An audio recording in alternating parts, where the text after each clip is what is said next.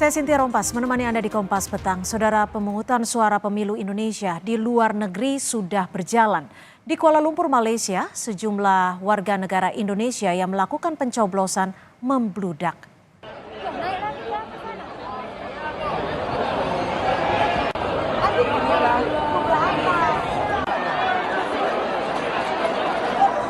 Seperti inilah kepadatan yang terjadi saat proses pemungutan suara pemilu 2024 di Kuala Lumpur, Malaysia pada 11 Februari kemarin.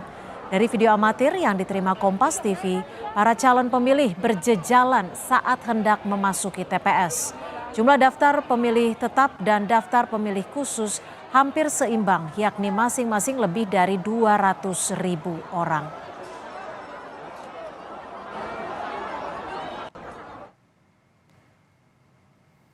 Dan ini adalah suasana tempat pemungutan suara luar negeri atau TPS luar negeri Kuala Lumpur saat hari pemungutan suara Minggu 11 Februari 2024. Yang diambil dari akun Instagram Dewan Pembina Perludem Titi Anggraini.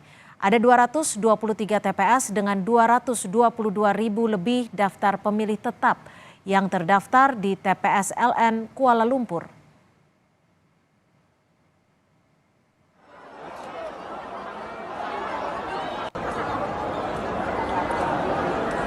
Antrian panjang terjadi dari mulai pintu masuk area pencoblosan. Di lokasi TPS, salah seorang warga negara Indonesia di Kuala Lumpur, Malaysia, bercerita dirinya butuh waktu total 2,5 jam untuk menyalurkan hak suara.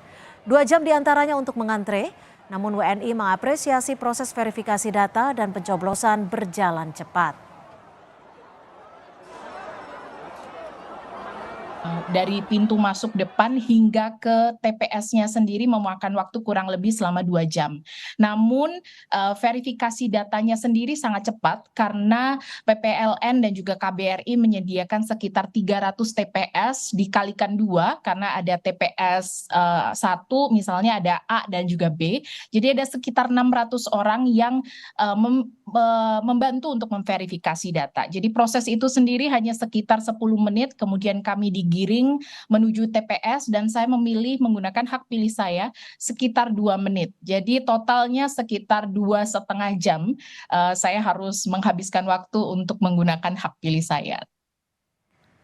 Komisi Pemilihan Umum menyebut pelaksanaan pemilu di luar negeri termasuk Kuala Lumpur, Malaysia berjalan baik. KPU merinci di Kuala Lumpur ada sejumlah metode antara lain 130 kotak suara keliling dan 223 TPS. Untuk sistem TPS, KPU memastikan proses pemungutan suara tetap berlangsung tertib.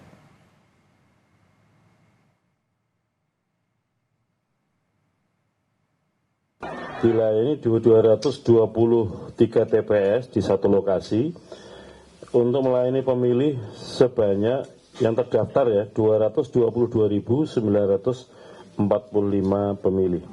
Kami tentu saja belum mendapatkan laporan berapa jumlah pemilih yang hadir metode TPS kemarin.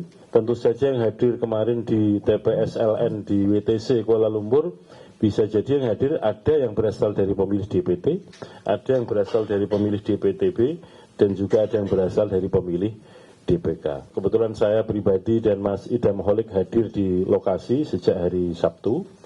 Itu kalau kita pantau, teman-teman PPLN menyiapkan KL ya, menyiapkan secara serius penyelenggaraan pemilu di luar negeri. Alhamdulillah sampai dengan hari ini yang kami terima laporan berjalan dengan baik. Bawaslu RI mengungkap jumlah warga negara Indonesia yang berstatus daftar pemilih khusus atau DPK mencapai 50%. DPK artinya daftar pemilih yang memiliki identitas kependudukan tetapi belum terdaftar dalam daftar pemilih tetap dan daftar pemilih tambahan. Di satu sisi, animo masyarakat tinggi jadi hal baik. Namun banyaknya DPK disoroti Bawaslu sebagai adanya masalah dalam pemutakhiran data dan perlu dievaluasi. Tentang antisipasi ini sepertinya DPK akan lebih dari 50%. Kemungkinan lebih dari 50% daftar pemilih khusus di Kuala Lumpur. Oleh sebab itu tingkat kerawanannya apa? Surat suara, ketersediaan surat suara, dan juga bahwa ada kerawanan yang terbukti pada saat pemutakhiran data pemilih yang tidak benar, tidak baik pada saat itu. Angka DPK yang tinggi menunjukkan adanya pemutakhiran yang kemudian itu kemungkinan besar ada problem. Nah, tapi ini bukan hanya tugasnya Komisi Pemilihan Umum, tapi tugasnya pemerintah juga yang menjamin khususnya di luar negeri tentang data penduduk dan warga negara kita yang ada di luar negeri dan juga di Indonesia. Warga negara Indonesia yang tinggal di Inggris Raya juga telah melaksanakan pemungutan suara di KBRI London pada Minggu 11 Februari 2024. Tempat pemungutan suara sudah dibuka sejak pukul 9.00 pagi waktu London dan akan ditutup pada pukul 18.00 waktu setempat. Berdasarkan data panitia pemilihan luar negeri PPLN London, jumlah daftar pemilih tetap di Inggris dan Irlandia sebanyak 4.781 orang. Selain itu terdapat DPT tambahan yang berjumlah 1.600 orang. Sedangkan penghitungan suara secara serentak akan dilakukan pada 14 Februari mendatang.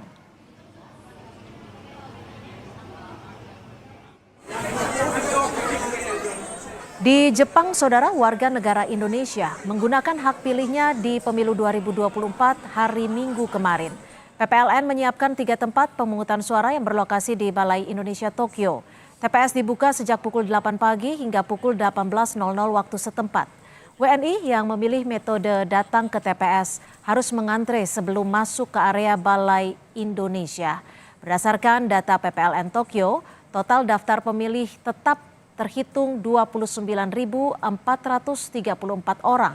Selain datang langsung ke TPS, tersedia juga metode pemilih melalui pos yang telah dikirim melalui pos ke alamat pemilih yang memutuskan menggunakan metode ini.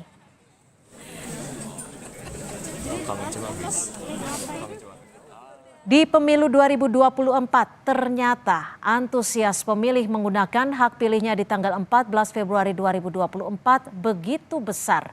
Ini terlihat dari hasil jajak pendapat Kompas, 96,4% responden menyatakan akan menggunakan hak pilihnya. Penting bagi KPU memastikan pemilih dapat menggunakan haknya dengan lancar dan tanpa tekanan.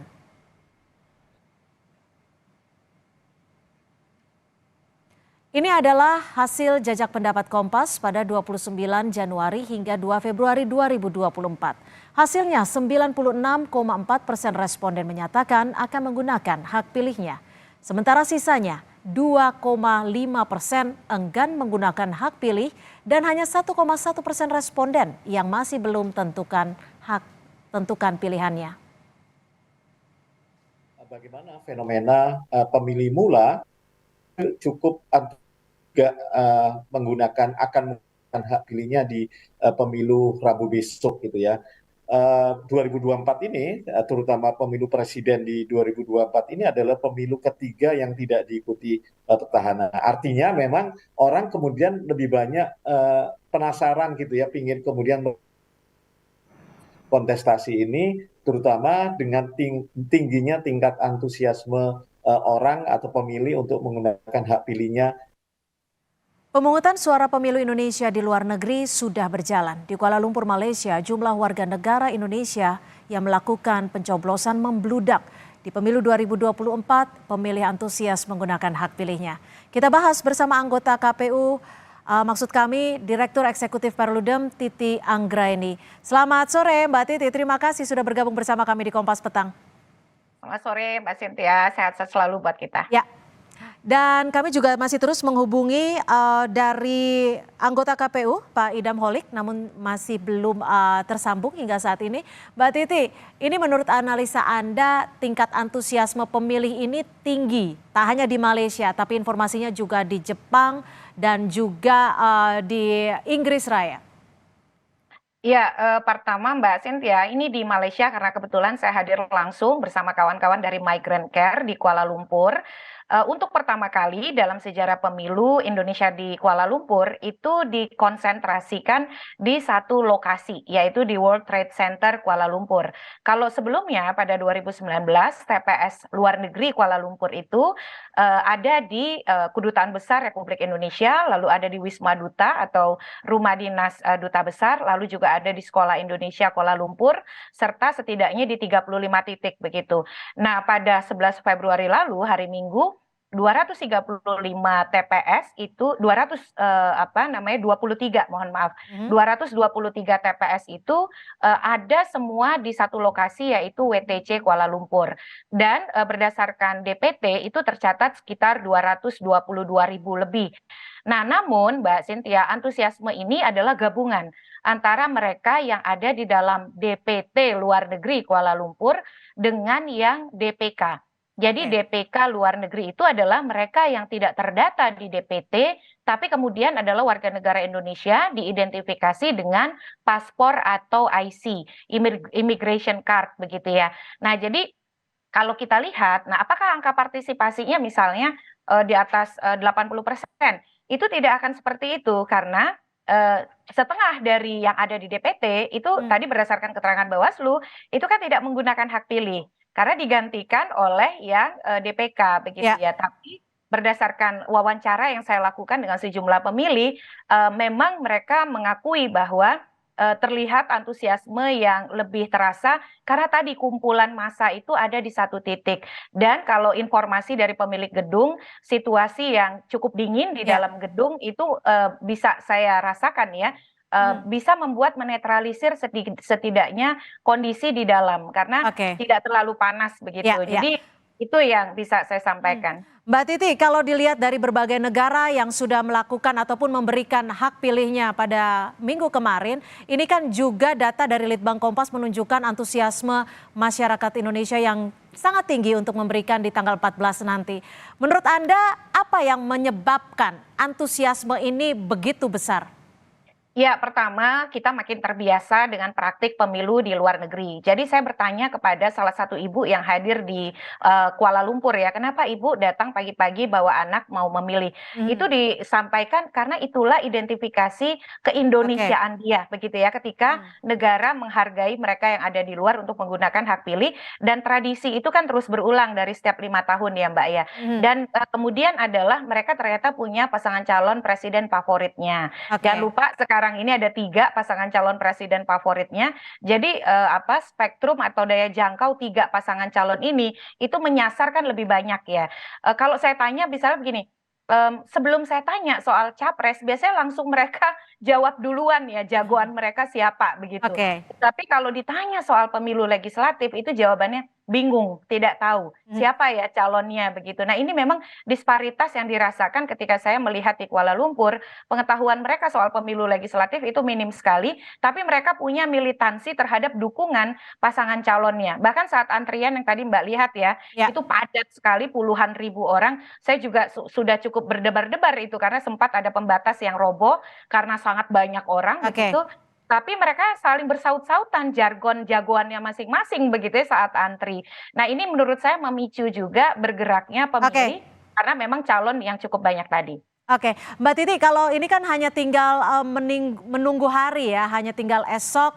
Artinya bagaimana menurut Anda persiapan KPU saat ini? Karena kita tahu bahwa antusiasme ini akan begitu besar sekali.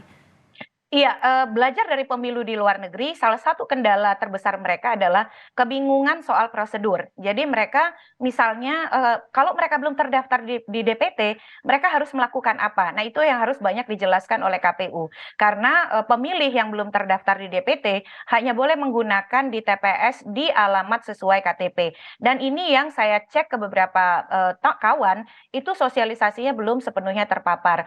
Yang kedua, banyak potensi beredar hoax. Misal, kalau tidak menerima formulir C pemberitahuan, maka hanya akan bisa diterima kalau misalnya mereka melakukan kalau mereka namanya ada di cekdptonline.kpu.go.id. Itu benar. Tetapi walaupun mereka belum terdaftar, mereka tetap bisa menggunakan hak pilih dengan KTP elektronik sesuai dengan alamat domisili hukum. Jadi intensifkan sosialisasi soal penggunaan hak pilih, terutama kategori antara pemilih DPT, pemilih DPTB pindahan ya, dan juga pemilih DPK. Saya memberikan catatan khusus soal DPTB, Mbak, pemilih pindahan. Pemilih pindahan untuk pemilu legislatif itu di daftar pindahannya itu sudah ada kriteria surat suara apa saja yang bisa diterima. Saya menemukan di Kuala Lumpur kemarin, pemilih yang pindahan daerah pemilihan pemilu DPR, jadi dia tidak di sana, dia di Sidoarjo, harusnya kan dia tidak boleh dapat surat suara DPR ya. Nah itu masih mendapatkan surat suara DPR karena kegagapan petugas. Jadi bagaimana memastikan petugas ini tahu betul kriteria surat suara yang bisa diterima pemilih pindahan, dan yang berikut catatan pentingnya adalah mampu membedakan surat suara sah dan tidak sah. Karena temuan saya di 2019, banyak petugas KPPS yang tidak mampu membedakan secara tepat apa yang disebut dengan surat suara sah dan tidak sah. Dan yang terakhir, mudah-mudahan kita semua berharap logistiknya tidak datang terlambat, logistiknya tidak kurang, logistiknya tidak tertukar. Karena kalau itu sampai terjadi tentu akan mengurangi antusiasme dan animo masyarakat. Baik, terima kasih Mbak Titi Anggraini, Direktur Eksekutif Perludem sudah bergabung bersama kami di Kompas Petang. Selamat sore Mbak Titi.